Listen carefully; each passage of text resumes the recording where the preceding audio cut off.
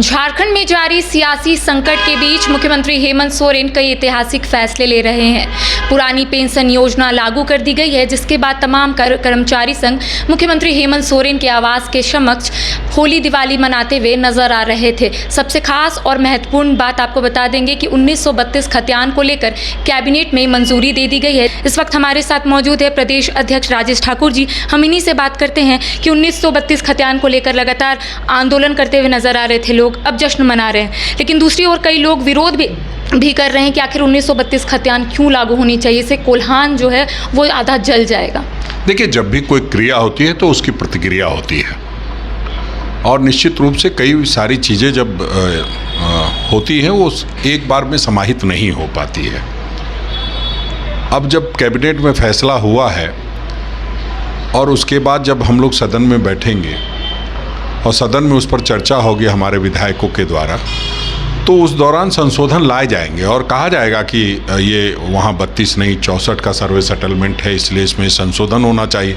उस पर सदन विचार करेगा और सर्वसम्मति से सर्वे सेटलमेंट का जिक्र करते हुए उसमें 64 किया जाएगा, या जो भी जहाँ से भी इस तरह की आपत्ति आएगी उस पर चर्चा होगी सदन में, और सदन में चर्चा होने के बाद उस पर संशोधन आ जाएगा। उसमें कहीं कोई परेशान होने की ज़रूरत नहीं है।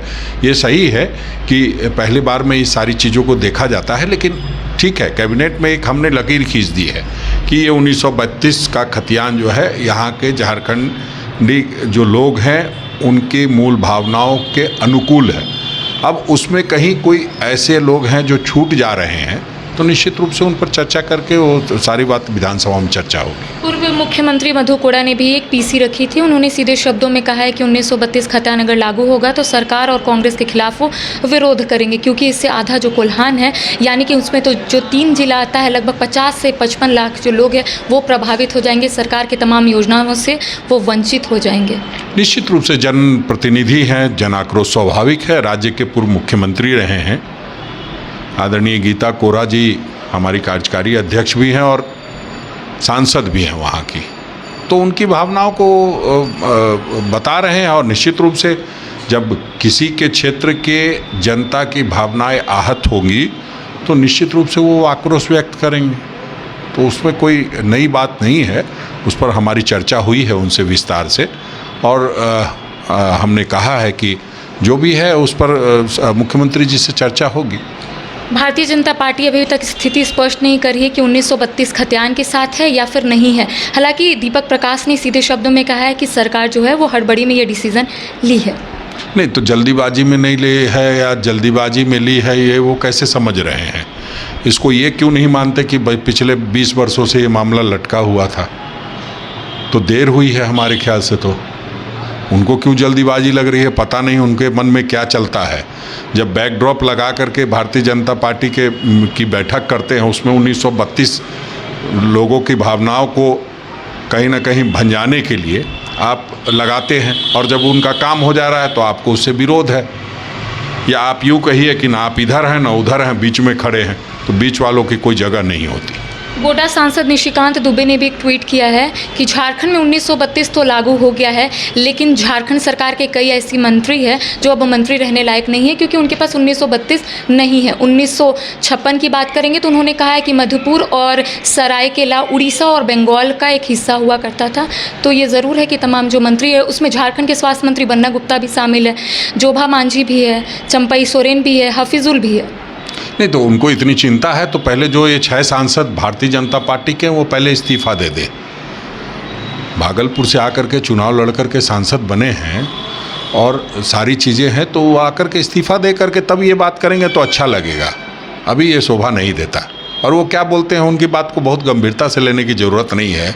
जब भी आपने गंभीरता से लेने का काम किया है तो निश्चित रूप से आप खुद भी परेशान हुआ और हमें भी परेशान करने का काम किया है। मुख्यमंत्री हेमंत सोरेन की सदस्यता को लेकर भी अभी भी ओहापोह की स्थिति उत्पन्न है। मुख्यमंत्री हेमंत सोरेन राज्यपाल से मुलाकात किए हैं। चुनाव आयोग की ओर से जो भी रिपोर्ट आया है उन्होंने सीधे शब्दों में कहा है कि वो कॉपी चाहते हैं, लेकिन उसके बाद वो दिल्ली चले जाते हैं। इसके क्या मायने हैं फिलहाल? अब ये तो माननीय मुख्यमंत्री जी या महामहिम जी बता पाएंगे कि महामहिम जी ने उनको क्या कहा है। और माननीय मुख्यमंत्री जी बता पाएंगे, उन दोनों के बीच की बात है। और उन्होंने जो मुख्यमंत्री जी ने जो सार्वजनिक रूप से कहा है, उन्होंने कहा है कि आप हमारी स्थिति को स्पष्ट कीजिए। राज्य में ऊहापोह की स्थिति रहने के कारण विकास की गति धीमी पड़ रही है और हमें लगता है महामहिम जी को क्लियर करना चाहिए। हो सकता है उनसे बात होने पर उनको कुछ बात आई होगी उनके सामने, तो उस पर भी वो चर्चा करेंगे। दिल्ली राजधानी है देश की, जाने के लिए स्वतंत्र हैं। बहुत लोगों को लग रहा है कि इलाज कराने गए हैं, बहुत लोगों को लग रहा है कि राष्ट्रपति जी से मिलने गए, बहुत लोगों को लग रहा है कि कांग्रेस अध्यक्षा से मिलने गए हैं। तो कुछ उनके लिए भी रहने देना चाहिए। तो वो अपने निजी कार्य से गए? निजी कार्य से नहीं, अगर ऑफिस के भी काम से गए हैं तो बतौर मुख्यमंत्री वो जब आएंगे तो बताएंगे। कोई जरूरी नहीं कि सारी बात बता के कहीं जाए। वो दिल्ली गए हैं इतना तो सबको पता है। अच्छा, कोऑर्डिनेशन कमेटी का गठन हुआ था, क्या 1932 को लेकर उसमें चर्चाएं हुई थी?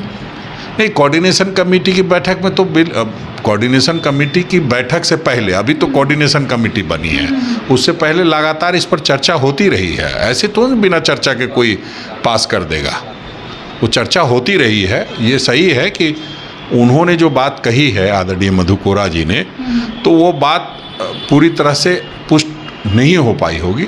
और अभी तो विधानसभा सबसे बड़ा पटल होता है, वहाँ संशोधन लाएंगे और उस पर विचार किया जाएगा। वहाँ के 5 जो विधायक हैं वो सब अपनी बातों को रखेंगे। तो इस वक्त हमारे साथ मौजूद थे कांग्रेस के प्रदेश अध्यक्ष राजेश ठाकुर ने, जिन्होंने सीधे शब्दों में कहा है कि सरकार लगातार तमाम ऐतिहासिक फैसले ले रही है, चाहे हम बात कर लेंगे 1932 की या फिर हम बात कर लेंगे पुरानी पेंशन योजना की। साथ ही साथ जिस तरीके से झारखंड की सियासत में बेहद हलचल देखने को मिल रही है, मुख्यमंत्री हेमंत सोरेन इस वक्त दिल्ली में है, उसके भी कई मायने यहाँ पर निकाले जा रहे हैं। राजेश ठाकुर ने कहा है कि जब मुख्यमंत्री रांची आ जाएंगे तो तमाम चीज़ें लोगों के समक्ष रहेगी। अपने कैमरा पर्सन कुणाल के साथ मैं करिश्मा सिन्हा, न्यूज़ 22 रांची।